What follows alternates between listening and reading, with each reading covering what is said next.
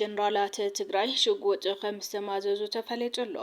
ጀነራል ታደሰ ወረደ ዝትክ ፕሬዝዳንት መን ከም ዝኾነ ተፈሊጡሎ ሓደ ተጋዳላይ ብግፍዒ ተቀቲሉ ከም ዝሓደረ ተፈሊጡ ኣብ መዕርፎ ነፈርቲ ቦሌ ኣብ ውሽጢ ዝደረቀ ዓሳት ሓቢኡ ዝመፀ 4.48 ኪሎ ግራም ኮኬን ከም ዝተሓዘ ተፈሊጡ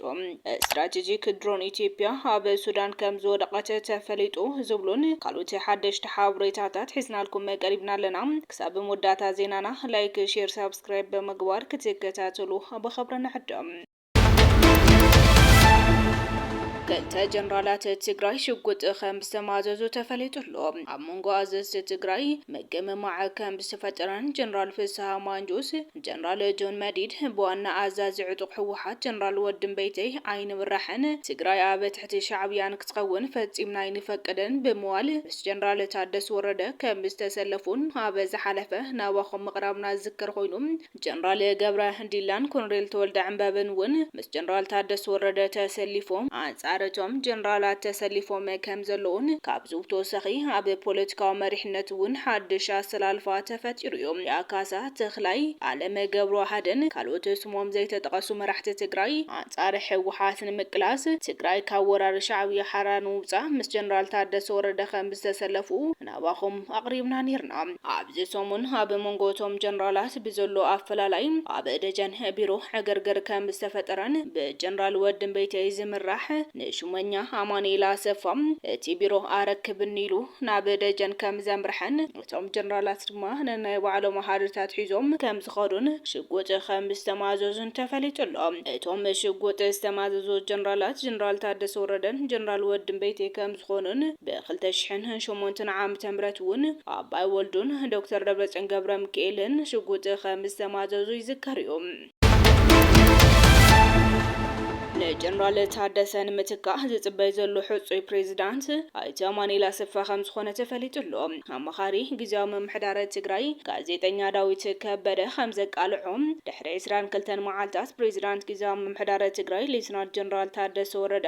ካብ ስልጣኖም ከም ዝወርዱን ብሕወሓት ዝተተከም ፕሬዝዳንት ከም ዝሽወም ምስ ቤት ጽሕፈት ሕወሓት ቅርበት ዘለዎም ሰባት ኣቃልሖምሎ ኣብዚ ሕዚ እዋን ምክትል ፕሬዝዳንት ጊዜያዊ ምምሕዳር ትግራይ ዝኾነ ኣይተ ማኒላ ሰፋ ፕሬዝዳንት ትግራይ ክኸውን ከም ዝኾነን በቶም ኣብ ፈጻሚ ስራሕ ቤት ምኽሪ ዘለዉ 8 ሰባት ከም ዝጸደቐሉ ተፈሊጡሎ መርገጽ መንግስቲ ፌደራል ኣብዚ ሓድሽ ምደባ ክሳብ ሕዚ ልዕሊ እኳ እንተዘይተፈለጠ ኣይተ ማኒላ ሰፋ ኣብ ምፋረቕ ዝሓለፈ ሰሙን ምስ መሻርክቶም ናብ ኣዲስ ኣበባ ብምኻድ ምስ ቀዳማይ ሚኒስትር ኣብይ ሚኒስትራዊ ዘተ ከም ዝገበሩ ተፈሊጡሎ ምስ ሌተናል ጀነራል ታደሰ ወረደ ቅርበት ዘለዎም ፍልፍላት ናውራምባታይ ምሳብ ዝሃቦ ሓበሬታ እቲ ጀነራል ኣብቲ ኣኼባ ቤት ምኽሪ ካብ ዝሳተፍ ነዊሕ ግዜ ከም ዘሕለፈን ሽሞት ኣይተ ማኒላ ሰፋ ሓዊሱ ካልኦት ብዙሓት ውሳነታት ጀነራል ታደሰ ወረደ ከይተረኸባ ከም ዝጸደቑ ውን ኣዘኻኺሩ 8 ኣባላት ቤት ምኽሪ ውን ኣረጋጊጾምሎ ሕወሓትን ጀነራል ታደሰ ወረደ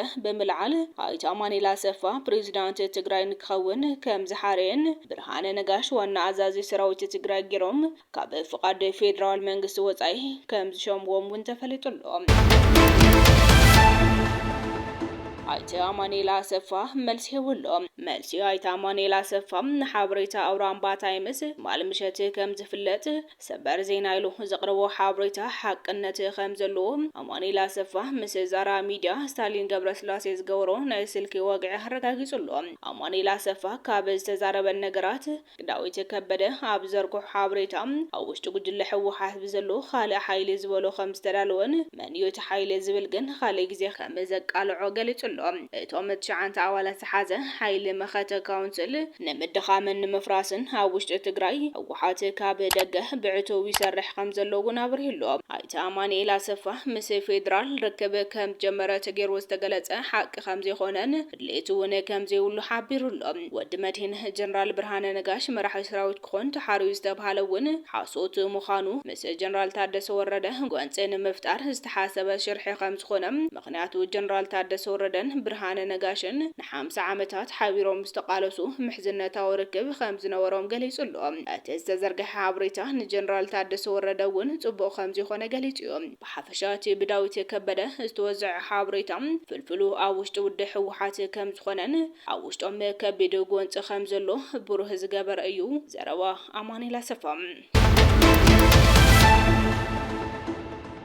ተጋዳላይ ኣርሚ 22 ብግፍዒ ተቐቲሉሎ ሎሚ ኣብ ኣርሚ 22 ክፍለ ሰራዊት ማንጁር ግፍዓዊ ቅትለት ከም ዝተፈጸመ ተፈሊጡ ኣባላት እቲ ኣርሚ ዝኾኑ 4 ተጋደልቲ ብመሳርያ ምሻት ጠርጢርናኩም ብዝብል ሃሲሮም ከም ዝቐጥቀጥዎምን እቶም 4 ድማ ሓለንጋይ ወሓሰይ መብራህቶምን ሰሎሞን ከም ዝበሃል ተፈሊጡሎ ኣብዚ ኸይዲ ተጋዳላይ ሓለንጋይ ብሕሱም መውቃዕቲ ብግፍዒ ተቐቲሉሎ ነዚ መቕጥቃጥን መቕተልትን ዝፈጸሙ ኣባላት እቲ ኣርሚ ትእዛዝ ዝሃበ ኣዛዚ ክፍለ ሰራዊት ማንጁር ዝኾነ ሃደራ ዝበሃል ምዃኑ ኣብቲ መቕጥቃጥን መቕተልትን ዝተሳተፉ 10 ዝኾኑ ኣባላት እታ ክፍለ ሰራዊት ምዃኖም ተፈሊጡሎ እቲ ተጋዳላይ ዝተቐተለሉ ቦታ ሕብረት ኮሌጅ እንትኸውን ምስ ዓረፈ ድማ ዓይደር ከም ዝወሰድዎን ብሓደራ ኣብ ናይ ሬሳ ፍሪጅ ኣቐምጡና ኢሎምዎም ከም ዝነበሩን እቶም ደጓትር እውን እምቢ ከም ዝበልዎምን ኣብ መወዳእታ ንቤተሰቡ ሂቦምዎም ቤተሰቡ ድማ ቀታሊ ወድና ኣፍሉጥና ኢሎም ተታሒዞም ከም ዘለውን ምፅራይ ክንገብረሉ ኢና ከም ዝበልዎም ተፈሊጡሎ ኣብ ምዕርፎ ነፈርቲ ቦሌ ኣብ ውሽጢ ዝደረቐ ዓሳ ተሓቢኡ ዝመፀም 4.48 ኪሎግራም ኮኬን ተታሒዙ ኣገልግሎት ሃገራዊ መረዳእታ ጸጥታ ኢንሳ ኣብ ምዕርፎ ነፈርቲ ቦሌ ብዘካይዶ ጥቡቅ ክትትል ኣብ ውሽጢ ዝደረቐ ምግቢ ዓሳ ተሓቢኡ ክሓለፈ ዝነበረ 4.48 ኪሎግራም ኮኬን ኣብ ትሕቲ ቁፅጥር ከም ዝውዕለ ገሊጹሎ እዚ ሓደገኛ ጸፋሪስ እዚ መበገሲኡ ካብ ናይጀርያ ሌጎስ ኮይኑ ናብ ህንዲ ክሓለፈ ዝነበረ እዩ እቲ 172 ፍሬታት ዘለዎ 4.48 ኪሎግራም ዝምዘን ዕፀ ፋርስ ኣብ ምዕርፎ ነፈርቲ ቦሌ ብዝተገጠመ ዘመናዊ መሳርሒ ኤክስሬይ ክረአ ከም ዝኸኣለ ተሓቢሩሎ እቲ ተጠርጣሪ ምስ ዝተተሓዘ መረዳእታ ተወሰኸ ምርመራ ናብ ፌደራል ፖሊስ ኢትዮጵያ ተመሓላሊፉሎ እዚ ስርሒት እዚ ኢትዮጵያ ንዘይሕጋዊ ዝውውር ዕፀ ፋርስ ምቁፅጻር እትካይዶ ዘላ ጻዕሪ ዘርኢ ከም ዝኾነ እውን ይግለጸሎ ስትራቴጂክ ድሮን ኢትዮጵያ ኣብ ሱዳን ወዲቐላ ካብ ኢትዮጵያ ዝተበገሰት ድሮን ኣብ መሬት ሱዳን ከም ዝወደቐት ጸብጻባት ሚድያ ሱዳን የረድኡ ኣካንቺ ዝዓይነታ ድሮን ብሓይሊ ኣየር ሱዳን ተሓምሺሻ ዘርኢ ምስሊ ተዘርጊሕሎ ብልጽግና ብኣንፈት ቤንሻንጉል ጉሙዝ ኣብ ኩናት ሱዳን ብቐጥታ ከም ዝሳተፍ ሮይተርስ ዘውፅኦ መረዳእታ ይሕብር ኢስራኤልን ሓድሽ ላዕለዋይ መራሒ ኢራን ሙጅታባ ካምኒ ንምውጋድ ክትከታተል ምዃና ውጃ እቲ ጸሓፊ ሃገራዊ ጸጥታ ኢራን ዓሊ ላርጃኒ ኣወጊደ የለኹ ድሕሪ ምባሉ ሕዚ ድማ ትኩረቱ ናብቲ ሓድሽ ላዕለዋይ መራሒ ኢራን ሙጅታባ ካምኒ ወዲ ኣያቶላ ዓሊ ካምኒ ከም ዘዞራ ፍለይቱሎ ካብ ቃል ሰራዊት እስራኤል ኤፊ ደፍሪን ንጋዜጠኛታት ኣብ ዝሃቦ መግለጺ ንሙጅታባ ካምኒ ከም ዝከታተልዎ ብምግላጽ ንምጥቃዕ ድማ ቃል ኣትዩሎ እቲ ወሃበ ቃል ኣብ መግለጹ ብዛዕባ ሙጅታባ ካምኒ እንፈልጦ ነገር የለን ኣይንሰምዖን ኣይንሪአን እውን ግን ሓደ ነገር ክነግረኩም ክትትል ጌርና ክንረኽቦ ኢና ድሕሪኡ ድማ ክነውግዶ ኢና ብምባል ዘፈራርሕ መግለጺ ይብሎ እዚ ሓድሽ መፍራሕ እቲ ኣብ መንጎ ክልቲአን ሃገራት ዘሎ ኩናት ናብቲ ዝለዓለ ናይ መሪሕነት ደረጃታት ከም ዝደየበ ዘርእዩ ፖለቲካዊ ተንተንቲ እዚ ስጉምቲ እዚ ንኢራን ዝያዳ ከም ዝቆጥዓን እቲ ኩናት ድማ ናብ ዝኸፈ ደም ፍሳስ ክሰግር ከም ዝኽእል ይግለጸሎ ሓበርኩም ተኸታተልቲ ኳሊቲ ሚድያ ሎም ዝተዳለዉ ሓድሽቲ ሓበሬታታት ነዞም ዝተኸታተልኩሞም ይመስሉ ነይሮም ነሰናይ ምክታልኩም ድማ ኣዚና ኢና ነመስግን ሰላም